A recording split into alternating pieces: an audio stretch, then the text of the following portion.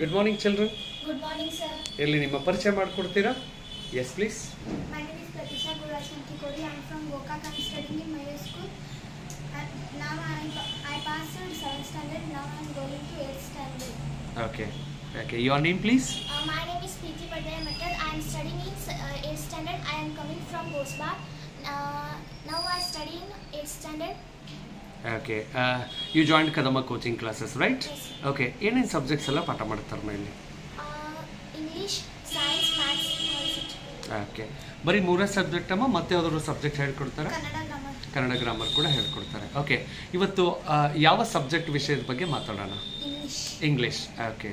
Well ಇಂಗ್ಲೀಷಲ್ಲಿ ಯಾವ subject ಆಯ್ಕೆ ಮಾಡ್ಕೊಂಡಿದ್ದೀಯಮ್ಮ ನೀನು? ಯಾವ topic? Parts of speech. Parts of speech. Do you know what is parts of speech? How many parts are there? There are 8 kinds of parts of speech. What are those?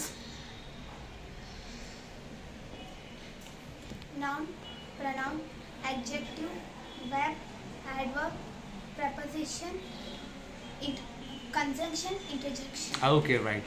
What topic you are going to discuss today? English. In English, which topic you have chosen? Modals. Okay. Models ಅಲ್ಲಿ ಯಾವ್ಯಾವ models ಇದೆ? Level 1 ಪಾಠ ಮಾಡಿದಿರಮ್ಮ, level 2 ನ? Level 1. Level 1 ನ? ಏನೇನು ಕಲ್ತಿದ್ದೀರಮ್ಮ ಅದರಲ್ಲಿ? Meanings ಗೊತ್ತಾ models ಏನು ಅಂತ? ಹೇಳ್ತೀಯಮ್ಮ? ನಾನು ಕೇಳ್ತಾ ಹೋಗ್ಲಾ? All right. Okay. Can. ಬಲ್ಲೆ ಲಾರಿ. Could. ಆಯಿತು ಆಗಲಿಲ್ಲ. May. ಬಹುದು ಇಲ್ಲದಿರಬಹುದು. Should. ಅನುಸರಿಸಬೇಕು ಅನುಸರಿಸಬಾರದು. Might.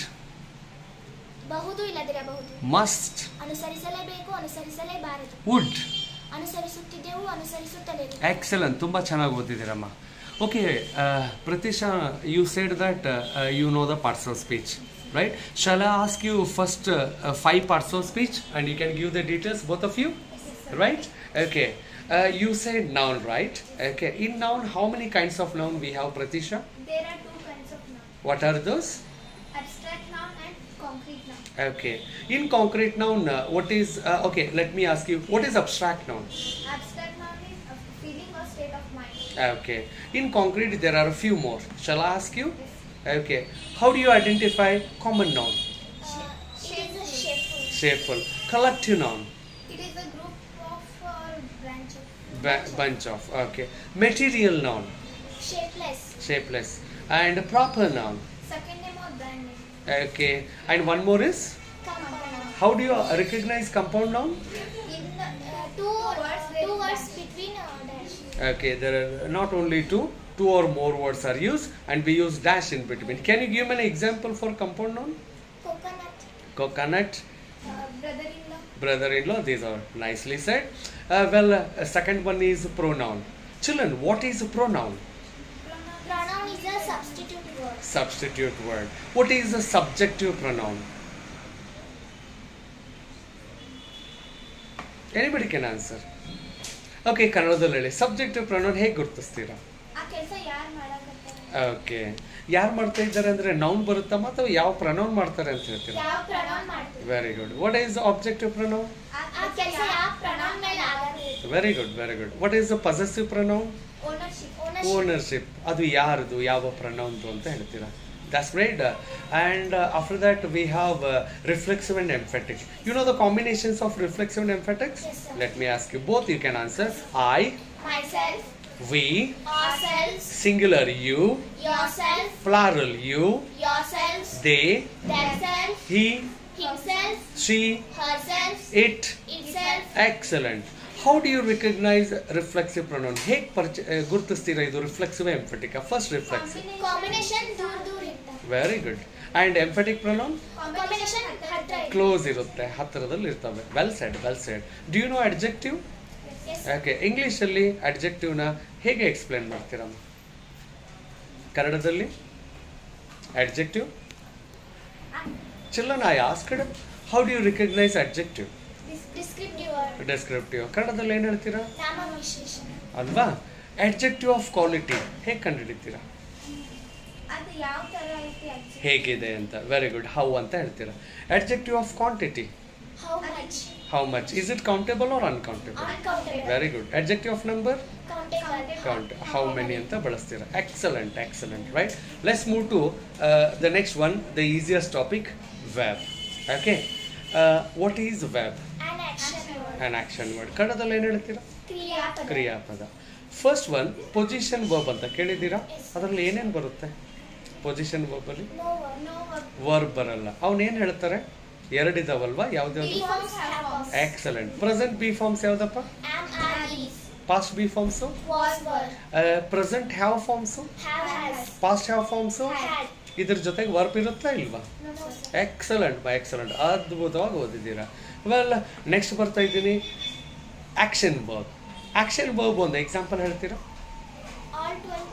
All 12 tenses. Shall we take a sentence and transform it into 12 sentences? Yes, right? Okay, you select the verb. ಯಾವ verb ಆಯ್ಕೆ ಮಾಡ್ತೀರಾ? ಯಾವ verb ತಗೊಳ್ಳೋಣ? Sing, sang, sung, sing. Subject ಯಾವ್ದು ಆಯ್ಕೆ ಮಾಡ್ತೀರಾ? She ತಗೊಳ್ತೀರಾ. Okay, shall we begin? 1, 2, 3. She does sing. Or She sings. She is singing. She has sung. She has been singing. She did sing. or She sang. okay. She was singing. She had sung. She had been singing. She shall sing. Or she will sing. She will be singing. She will have sung. She will have been singing. Excellent. ಅದ್ಭುತವಾಗಿ ಓದಿದ್ದೀರಾ. Well, next one is adverb. What is adverb? Word modifier. Verb modifier. ಕನ್ನಡದಲ್ಲಿ ಏನು ಹೇಳ್ತೀರಮ್ಮ? ಕ್ರಿಯಾ ವಿಶೇಷಣ. ಕ್ರಿಯಾ ವಿಶೇಷಣ. ಎಷ್ಟು ವಿಧ ಇದೆ ಅದರಲ್ಲಿ? 5. What is adverb of manner? ಹೆಂಗೆ ಕಂಡುಹಿಡಿತೀರಾ? ರೀತಿವಾಚಕ ಕ್ರಿಯಾ ವಿಶೇಷಣ. That's okay. ಕನ್ನಡದಲ್ಲಿ ರೀತಿವಾಚಕ ಕ್ರಿಯಾ ವಿಶೇಷಣ. ಹೇಗೆ ಗೊತ್ತಾಗುತ್ತೆ adverb of manner ಅಂತ? ಆ ಕ್ರಿಯೆ ಯಾವ ರೀತಿ ನಡೆದಿದೆ. ಎಕ್ಸಲೆಂಟ್. adverb of quantity ಅಂದ್ರೆ ಏನು? ಆ ಕ್ರಿಯೆ ಎಷ್ಟು ಪ್ರಮಾಣದಲ್ಲಿ ನಡೆದಿದೆ. ಓಕೆ.